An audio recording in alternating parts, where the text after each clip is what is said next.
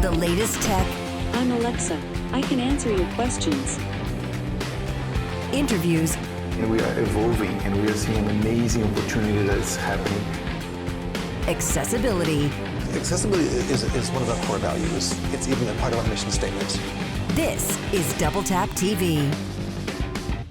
Welcome to DoubleTap TV. Thank you guys for being with us each and every single week. It's so nice to be with you again this week. If you want to email us, it's feedback@AMI.CA. Please do that, whether it's a complaint, a suggestion, or just, I don't know, feedback.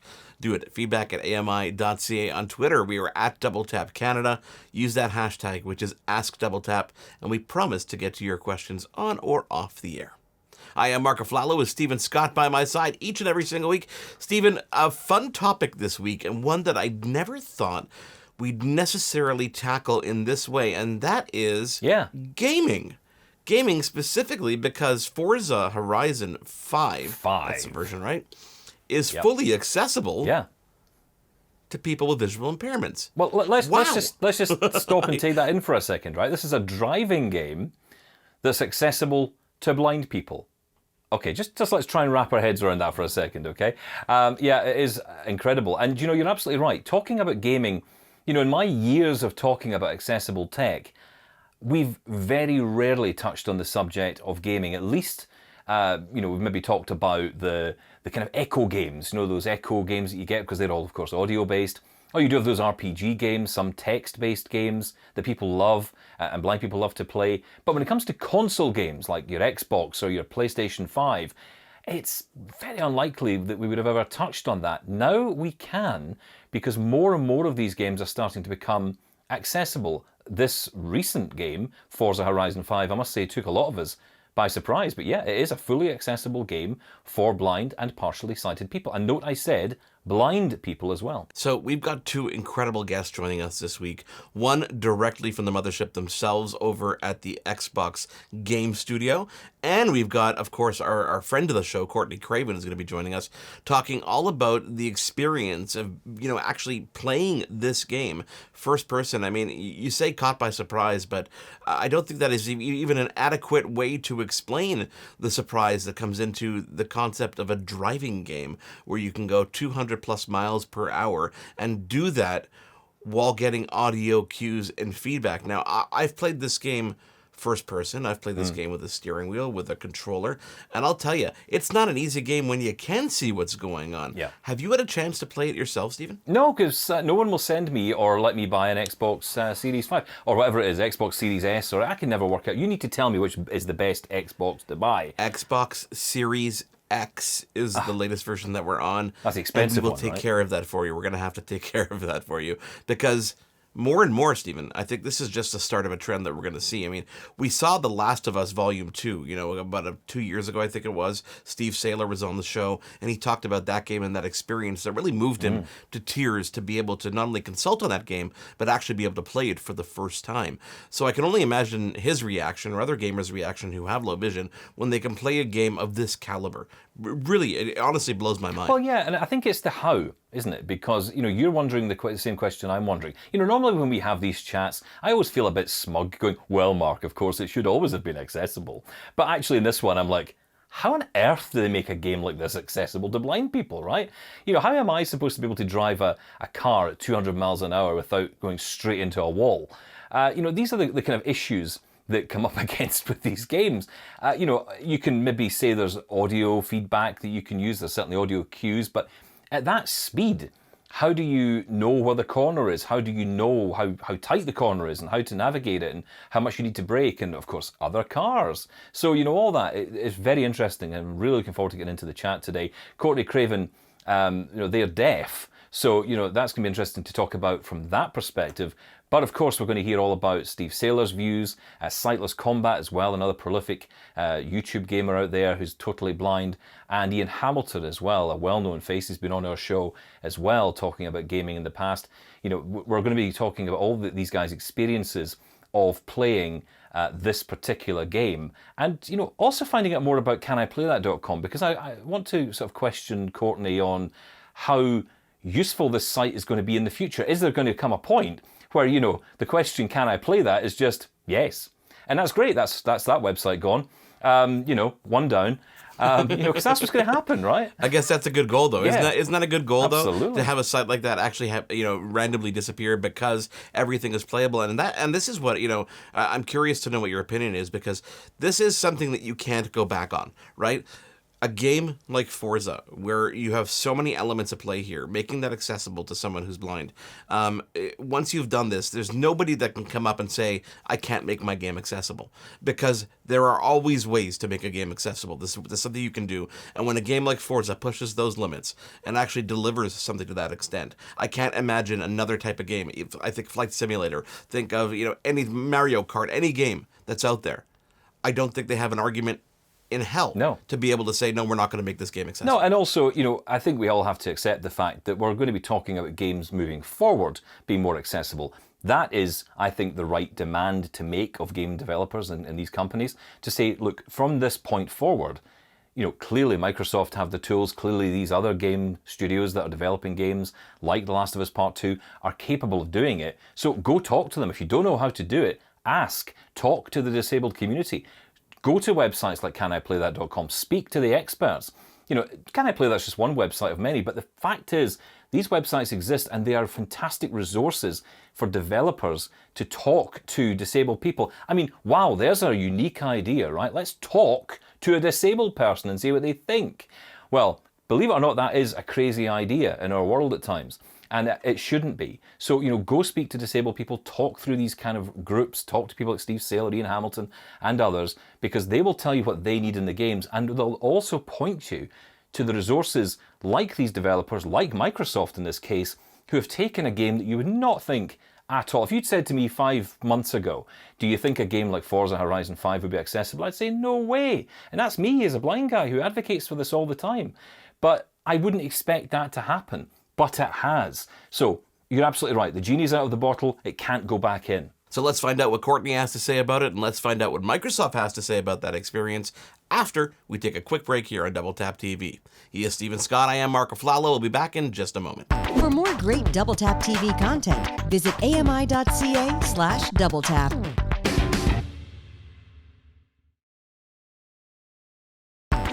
This is Double Tap TV. We are back on Double Tap TV. Thank you guys so much for being with us, talking all things accessible gaming, thanks to the recent release of Forza Horizon 5, which is completely accessible. I am Marc Aflalo with Stephen Scott by my side. Welcoming our next guest, Cortney Craven is the founder and I guess the person who runs the website caniplaythat.com. Cortney, thank you so much for being with us again here on Double Tap TV. So many things to cover this week, starting with, the fact that, there's certainly a lot of games out there, especially, for the console. I mean, the variety is absolutely insane when you go back as far as you can go back now and play some older games on the Xbox. But how can game developers go further when it comes to making their games as accessible as possible? Yeah, I think it was Ian Hamilton has said before that there is never going to be a game that is 100% accessible to everyone. But we're seeing more and more games that at least have reduced barriers for everyone. Games like this, Steve Saylor, who's blind, was able to play it successfully and win. Sightless Combat, who's totally blind, was able to play it, and I believe he's having a good time in it as well. And it's a testament to the work that's being done, both that you see on social media and that you see in the news and stuff like that, and behind the scenes at studios, the people that are really working to advocate for that idea that gaming is for everyone. And it's all starting to come to fruition, even though it's been kind of going on behind the scenes, I guess, for a lot of years. So, Cortney, as a blind guy myself, how am I able to drive a car at 200 miles an hour without going straight into a brick wall? How is this possible? I am fascinated by this. So there's a couple features that would make it a bit more accessible for a totally blind player. There's a game speed for when you're playing offline and you're racing what the game calls drivatars, which are AI representations of your Xbox friends. And then so you can slow it down and have more time to react to things. And then there's various features that are kind of under the hood in the settings menu that you can tweak. Braking assistance, so if you're coming up to a curve, it'll help brake for you instead of you needing to know. And for low vision players, there is a driving line that changes color. That's pretty big and right in your line of sight. And then there's also, I believe, there's steering assistance. You can totally rely on computer assisted steering in the game. So you can punch it and go 300 miles an hour, and then when you come up to a curve, you'll have that assistance to successfully get around the curve. I guess it's quite difficult to create the experience of driving. Despite all these wonderful assistive features that they bring in, it must be difficult to try and recreate that perfectly. I guess we don't want to lose that feeling through the gameplay, so how do we achieve that? I think it would depend from person to person, but I think, like, looking at what Steve Saylor had to say about it, it's the first game that he's really been able to have any kind of experience in, whether it's assisted or not. He's been able to play it and feel like he's being successful because he can play it the way he needs to. So I think it would have to do with your expectations when you come into the game. If you expect to be able to play it completely unassisted, you're probably going to be disappointed because you will need to rely on some of those features, but that's true for anyone. I would be disappointed if I went into it expecting to not have to use subtitles, because there's no way to convey that information to me without subtitles turned on, But I think, it's probably, it might disappoint some people that they can't totally be immersed in it and play assistance free, but we might get there eventually as we continue to iterate on reducing barriers in games. It certainly feels like there are a lot more accessible games out there. Do you agree with that? Yeah, when we launched, even 3 years ago, the most frequent answer to the "can I play that" question for a lot of disabilities was no, you can't. You're probably at some point going to run into a barrier that's going to make you stop being able to play this game. And we're seeing less and less of that. So I joke with our writing staff that, can I play that? Probably. Yeah, maybe. Which doesn't seem like a perfect answer, and it's not. It'll be perfect when the answer is always yes. But maybe is such huge progress for just 3 years since we launched. So hopefully that inspires hope in people that are still finding barriers that keep them from being able to play the games they want to play, because we are making progress. Even though it's slow and painful, it's happening. If you guys want to learn more about Cortney Craven, head on over to caniplaythat.com. Next, we bring a very, very cool guest on, direct from Xbox Game Studios, to talk about the creation of this and why it came to be in the first place. And I'm really curious to find out about the future of accessible gaming. It is Double Tap TV with Stephen Scott and Marc Aflalo. We'll be back in just a moment. For more great Double Tap TV content, visit AMI.CA/DoubleTap.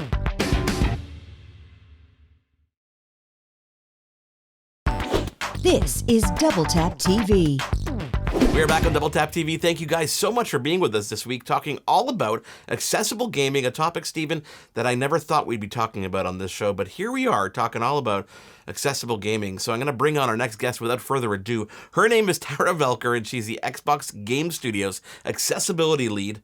Tara, welcome to Double Tap TV. I love all the titles at Microsoft. They never get short. They're always much longer than they should ever be. But I think it's as descriptive as we need to be when it comes to what you do at Microsoft. Yeah, I'm very lucky to have a job title that expressly says what I do. There's so many job titles at Microsoft. You're like, what does that even mean? No, mine is very clear.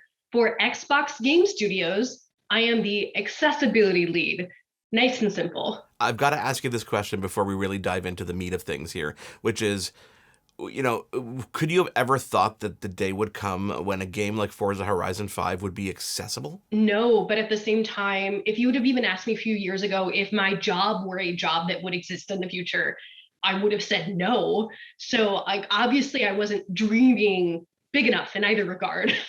Yeah, I mean, it's incredible, Tara, when you think about it. I'm someone who's blind, who loves, the idea of playing a lot of games, but I've been put off for many years because I just haven't had the ability to do it, and even to the point where I've just never bought a console. I've never gone out because I've thought, even though Microsoft have done a power of work in making the console accessible, if I don't have the games to play, what's the point, right? But that's changing. And, a game like Forza Horizon 5 it sounds incredible to me. How do you go about making that game accessible, especially to someone who's blind? Really, the key to making any game accessible is talking to gamers with disabilities. That's it. Like, where are you struggling? Where can't you go? Why can't you play? What is preventing you from being able to accomplish the goal of playing a game? Now, I'm not going to say that Forza Horizon 5 is completely accessible to blind gamers with no vision, because it's not. Like, there are definitely areas that we could improve. And I think it's important that we acknowledge that. It's not perfect. There are things we know we could improve on, but we've already put feedback mechanisms in place so gamers can tell us, like, this is where I'm struggling. This is what I can't do. And when you actually go try to solve the problems that gamers are highlighting, and then using in Xbox, we use user research. We have an amazing group dedicated explicitly to getting feedback from gamers with disabilities.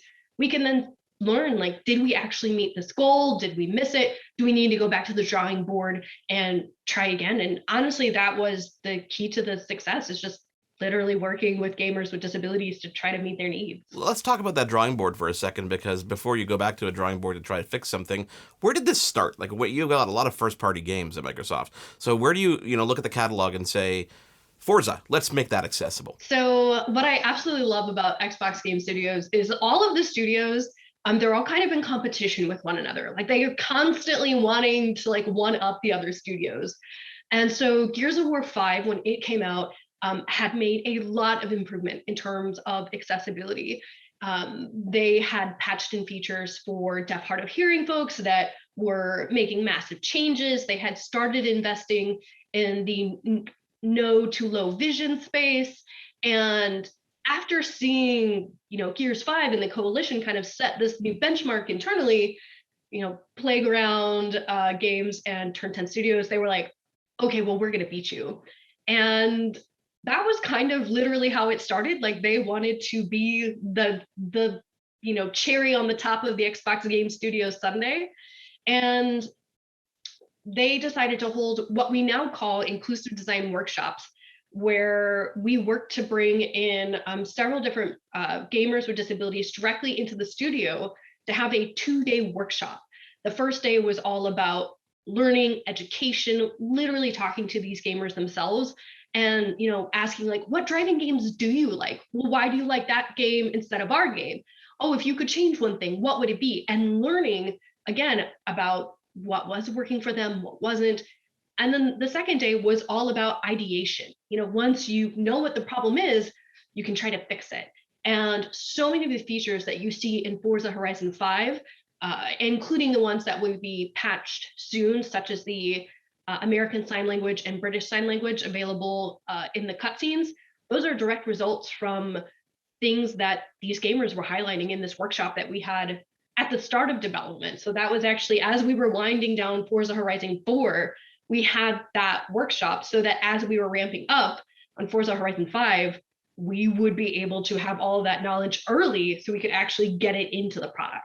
We were talking earlier with Cortney Craven about the gameplay itself and how you make the gameplay as enjoyable as possible, as similar an experience to everyone else as possible, but at the same time bringing in those assistive tools that help someone play a game. So whether it's maybe slowing the game down a little bit, or changing an aspect of the game that for someone else would maybe put them either out of sync with someone, or just make it obviously so easier for them to play, but ultimately it does create a bit of a disconnect between one person's experience and another. So from my perspective, and a lot of game developers will have different answers to this, I'm sure, that everyone's experience is relative. What may be hard for me may not be hard for you, or vice versa. I mean, if I were to pick up and try to use my computer with exclusively a screen reader, like, I'm going to do it way slower than you do it, because you do it all the time, I assume. Like, that doesn't mean that, one of us is using a screen reader wrong. It just means, like, I do it less. I have a different experience. So even offering the same, literally the exact same options, people are already going to have a different experience. And so what you want to do is craft the same feeling. What do I need to offer to you so you get the level of challenge I want you to have? What do I have to do to give you this level of enjoyment? And so when you allow people to customize to hit that, that's when you get everyone the same core experience that you want them to have, while having, again, the level of fun or the level of challenge that you wanted them to have in the first place. But what you don't want to happen is for all disabled players to have the easy mode, right? You don't want, as much as we all want it to be enjoyable and usable, we don't want it to be on easy mode. We want to have a bit of a challenge ourselves, right? So that's part of it, isn't it? Is making sure that the experience is the same even at the harder end. So, you don't end up with this very simplistic gameplay. Exactly. It's, one of the things that I think people were well-intentioned in saying is that, if we just had easier difficulty modes, people with disabilities could play. And I have friends, who have amazing response time, who can aim better than I ever could if they only knew what they were aiming at. They don't need it to be easier. Like if we were playing in high contrast mode, they'd kick my butt every time. They have the skills, they just need to know what they're aiming at. So it's important that, again, we're adjusting the things that need adjusted. If you are fast, if you're smart, if you know the layout of the map, you probably don't need easy mode. You probably just need something that highlights who you're shooting at. Or, in the case of Forza Horizon, maybe you just get lost driving around the map. Maybe you're an awesome racer. You just need your map to show you where to go. That doesn't mean you want the game easier. You just want to know where you're going. And again, it's identifying those key things that you just let people work with, again, to get that intended challenge. Tara Voelker, Xbox Game Studio Accessibility Lead, we hope to have you on again real soon. On behalf of yourself, Stephen Scott, and Cortney Craven, thank you guys so much for being here this week on this edition of Double Tap TV. Hosted by Marc Aflalo and Stephen Scott.